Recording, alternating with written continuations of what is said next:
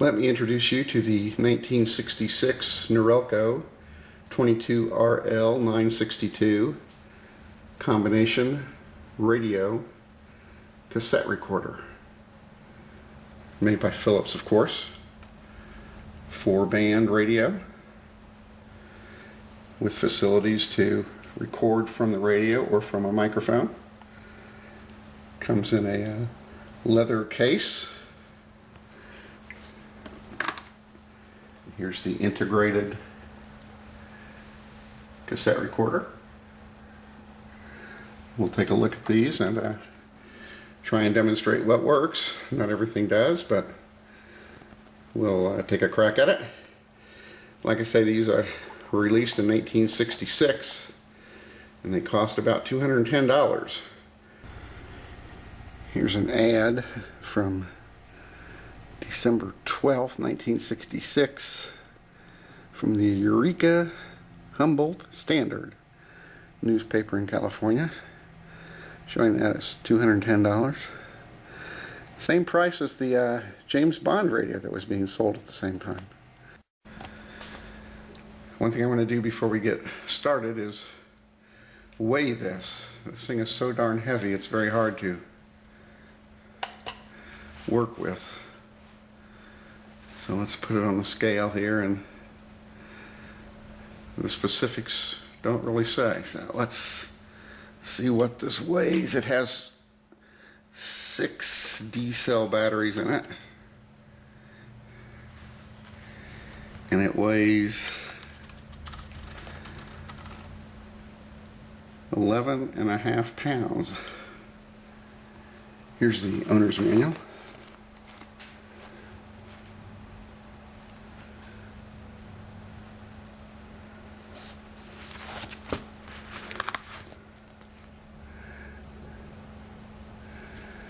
It's probably a date code there, September 1966.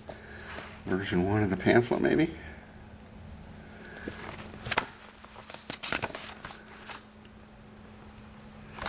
We have languages: English, Dutch, German, French, and Spanish. Everything just keeps getting repeated.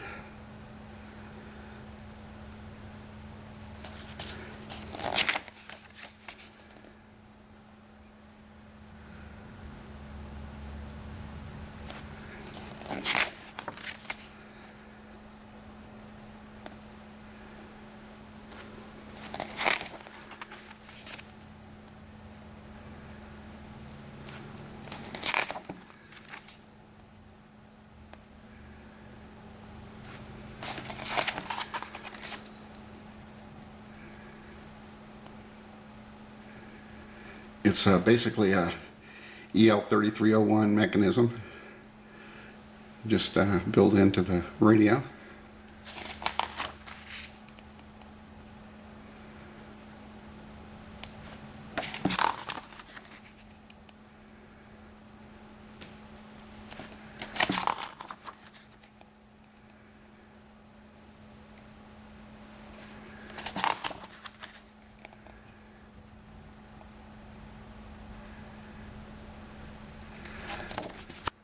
Now, looking at the case by itself for a minute, you see it has cutouts for the speaker, side cutouts for your controls, cutouts for the tuning dial. In the back you have cutouts for maybe heat, I don't remember, we'll look, and your connections. And inside, this is a nice feature. I didn't notice this till one of these fell off. The attachment screws, they put little felt pieces on the back here so it doesn't scratch your radio.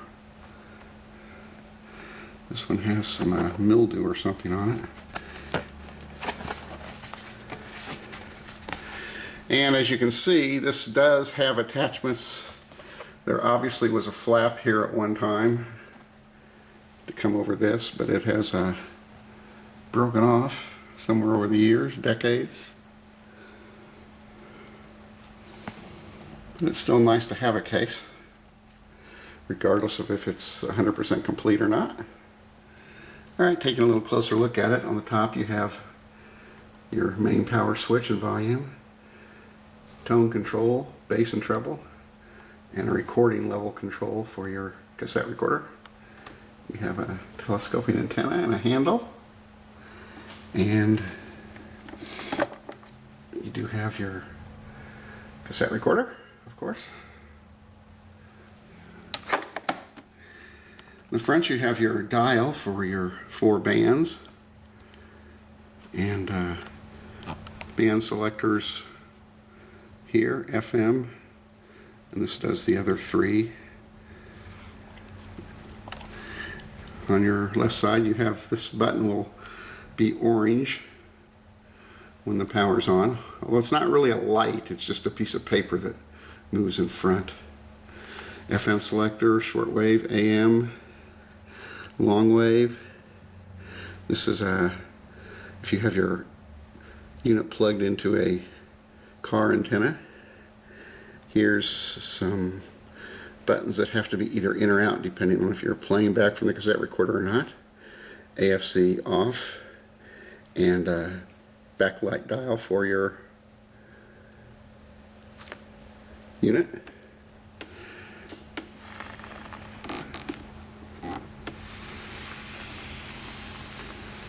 Around back you have your battery compartment for 6 D cells, your connections for the 3-pin microphone and the microphone remote. You can control the whole radio with your remote, not just the cassette recorder. You have a connection for a turntable, and here's for your car antenna, and a 9-volt power source, and headphones.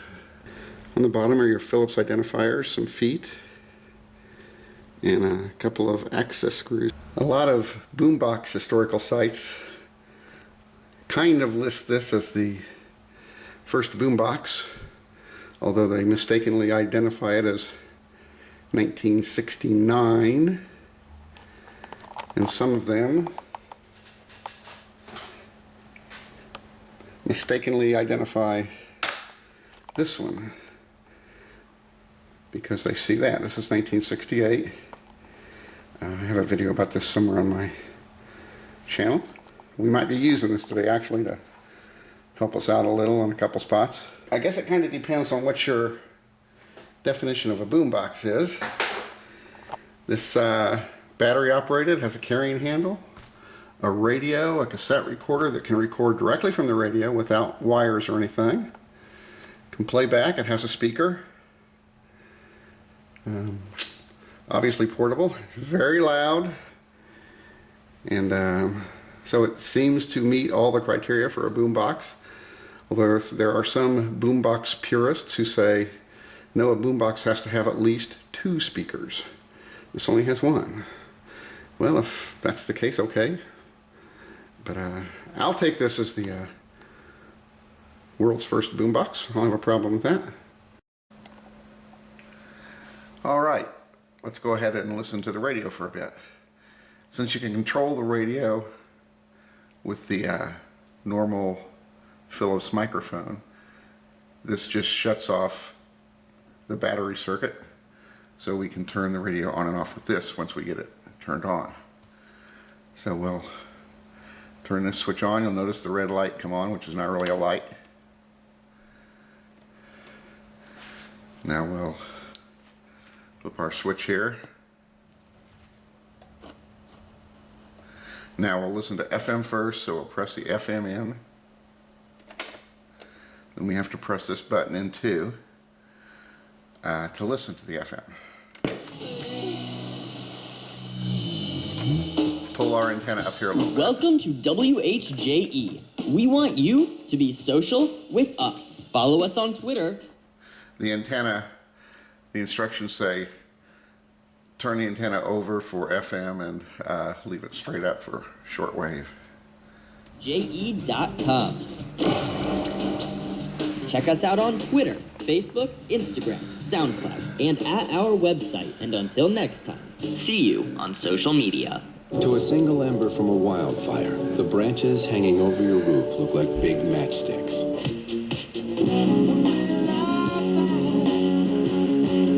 E6 meteorologist Kyle Matt. I can get excellent volume with this. But it's still one of the most common childhood diseases. Hi, I'm Bill Stanczykiewicz of the Indiana Youth Institute, urging parents to teach children good oral health early. And I was only about halfway there. It is a serious problem that can cause severe pain and tooth loss, even in toddlers. Children should have their first dental. There's definitely scratchiness. There's contacts in here that need cleaned. I obviously need to get a service manual. A favor de los más débiles. Let's try AM.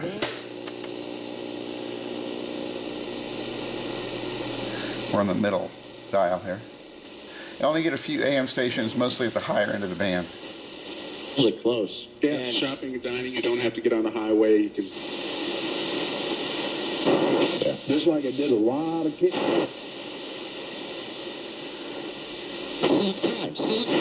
I never overpay.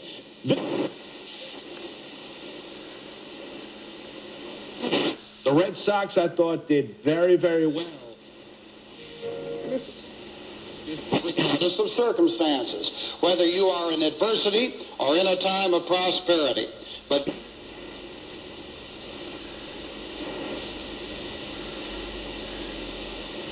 how about some shortwave?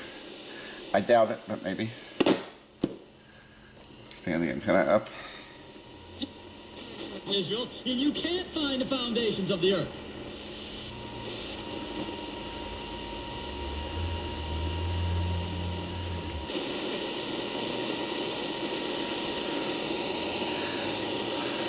Long wave? Of course not. Interesting sound effects, though.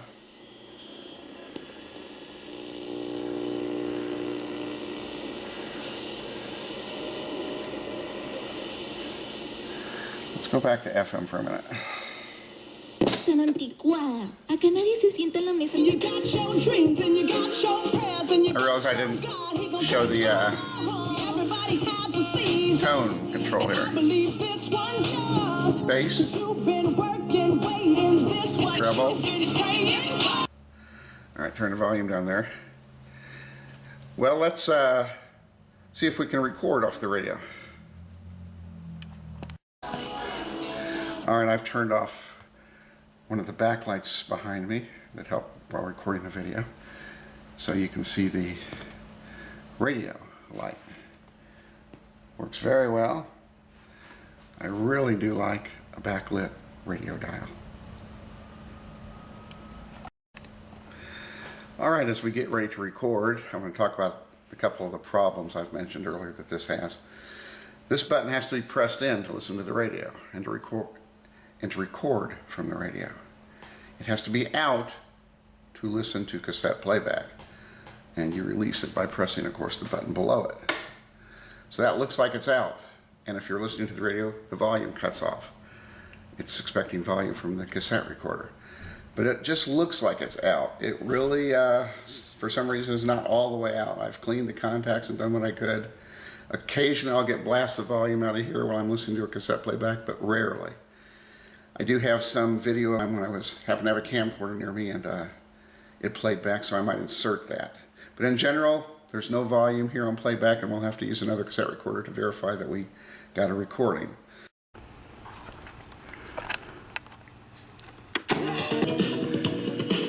Oh, how real your kingdom that house on the hill.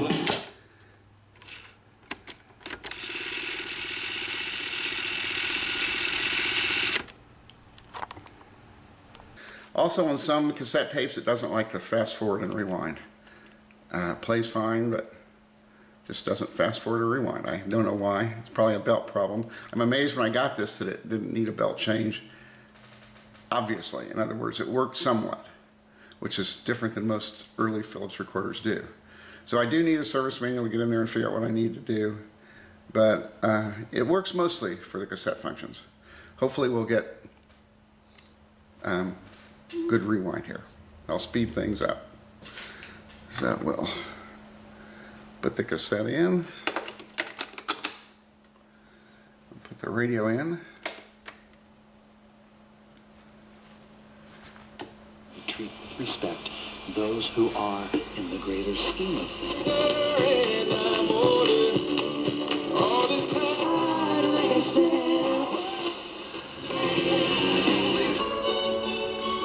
Try and find something I won't get copyright dinged on.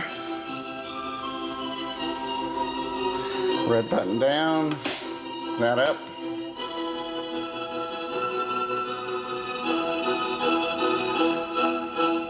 Turn the meter up till I get some decent recording levels. That looks just about right.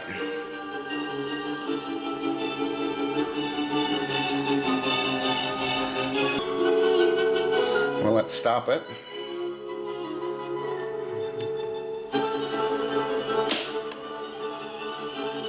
And rewind.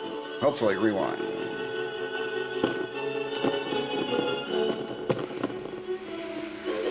Not bad.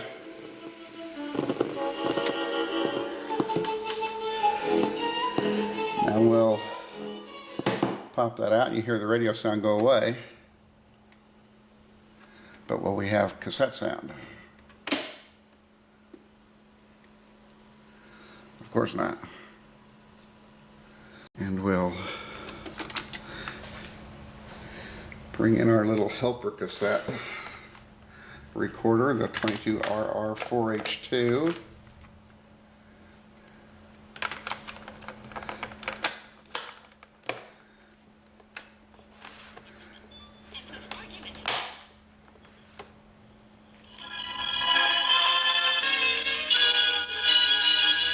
So it does record, it's just that pesky little radio in and radio out button.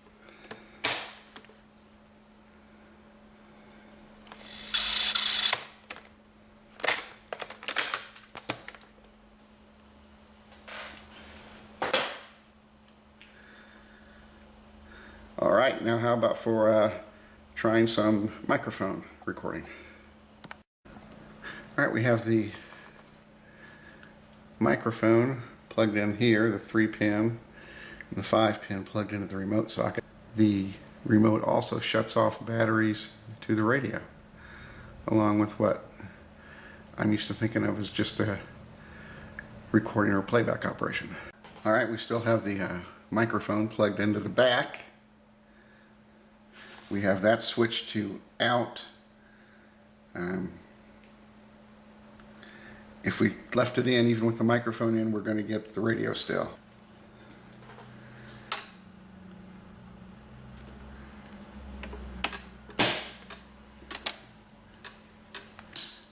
All right, you probably can't see the recording level meter very well from here, but I have the microphone right up to my mouth and the recording level meter is barely moving.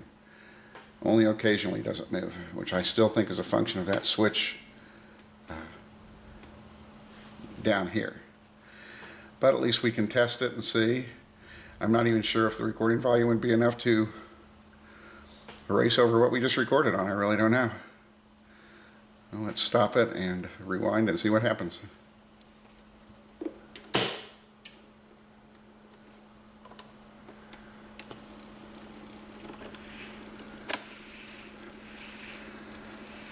Well, at least the rewind's working a little today. Helps for the purposes of the video.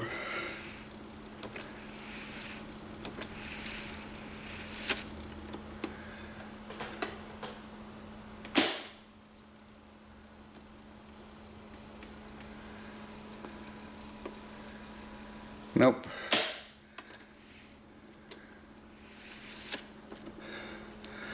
Well, let's bring the little helper recorder back out and hear what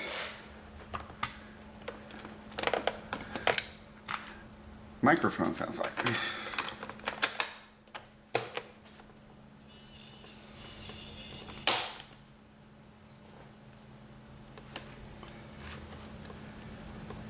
Oops.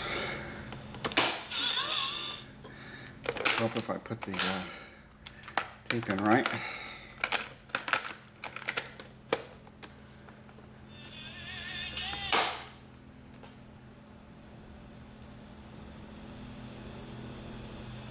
You can see the recording level meter very well from here. But I have the microphone right up to my mouth and the recording level meter is barely moving. Only occasionally does it move. Sounds which I pretty still good. think is a function of that switch down here. But at least we can test it and see. I'm not even sure if the recording volume would be enough to erase over what we just recorded on. I really don't know. Well, let's stop it and rewind and see what happens. Well, I think the microphone sounded pretty good there. So, other than some belt problems, which are really better than they should be, and the lack of volume from the speakers when on cassette playback because of some bad switch here, I think this radio works pretty well for being 1966. And I'm willing to call it the world's first boombox. Other people would probably disagree, vocally, I imagine. But I think it's a nice unit. Maybe you'll agree. If so, leave a comment. Hope you enjoyed it. Thanks for watching.